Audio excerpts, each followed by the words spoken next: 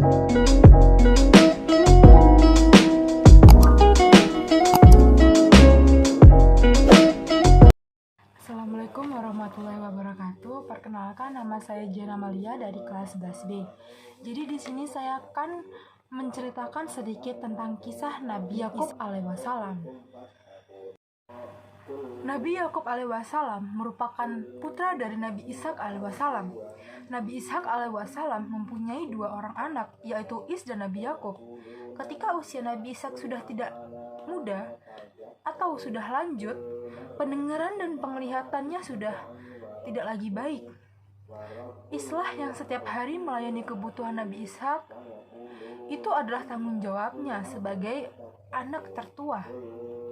Suatu ketika, sang ibu meminta Nabi Yakub menyiapkan makanan untuk Nabi Ishak. Nabi Yakub mengerjakan perintahnya dengan senang hati. Ketika melihat perilaku anaknya yang sangat baik, Nabi Ishak mendoakan Nabi Yakub. Beliau berkata, "Semoga engkau menurunkan nabi-nabi dan raja-raja." Is merasa iri bahwa tahu ayahnya mendoakan Nabi Yakub.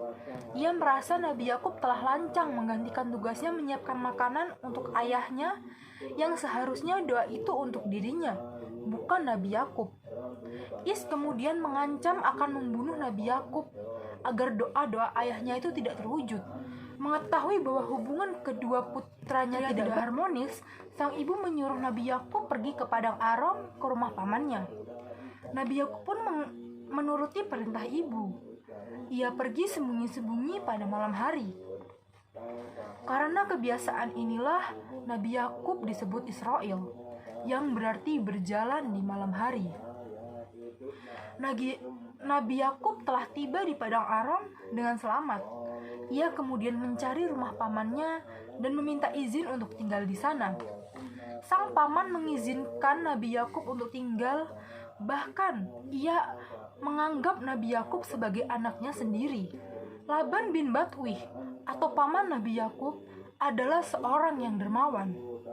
Ia membagikan sebagian hartanya untuk orang yang tidak mampu. Melihat perilaku pamannya yang begitu terpuji, Nabi Yakub lantas menirunya. Kemudian Nabi Yakub pun terkenal sebagai dermawan yang baik hati. Pada suatu ketika, Nabi Yakub bermimpi bertemu dengan malaikat dan juga mendengar suara yang mengatakan, ia akan mendapatkan keturunan dan bumi ini akan menjadi miliknya dan milik keturunannya. Begitu terbangun, Nabi Yakub alaihissalam segera berdoa dan mengucapkan syukur.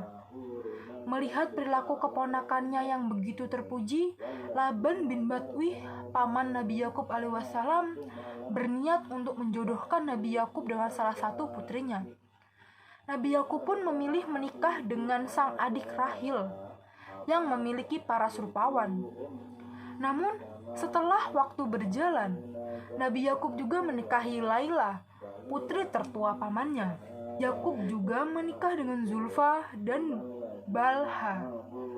Dari keempat istrinya, Nabi Yakub alaihissalam dikaruniai 12 anak laki-laki. Nabi Yakub alaihissalam yang kemudian diangkat menjadi nabi mengembangkan tugasnya untuk berdakwah di Kan'an.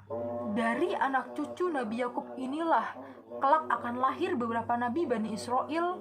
Mereka adalah Nabi Musa, Nabi Harun, Nabi Ilyas, Nabi Ilyasa, Nabi Daud, Nabi Sulaiman, Nabi Zakaria, Nabi Yahya, Nabi Isa, dan Nabi Yunus. 11 keturunan Nabi Yakub ini nantinya akan diangkat menjadi Nabi Allah. Sumber dari Al-Quran adalah surat Sa'ad ayat 45, yang artinya, dan ingatlah hamba-hamba kami, Ibrahim, Ishak, dan Yakub, yang mempunyai perbuatan-perbuatan yang besar dan ilmu yang tinggi. Ayat 46 yang artinya, sesungguhnya kamu telah mensucikan mereka dengan menganugerahkan kepada mereka akhlak yang tinggi, yaitu selalu mengingatkan manusia kepada negeri akhirat. Ayat 47 yang artinya, dan sesungguhnya mereka pada sisi kami benar-benar termasuk orang-orang pilihan yang baik. Sekian kisah singkat Nabi Yakub alaihissalam yang dapat saya sampaikan. Jika ada salah, saya mohon maaf. Saya akhiri. Wassalamualaikum warahmatullahi wabarakatuh.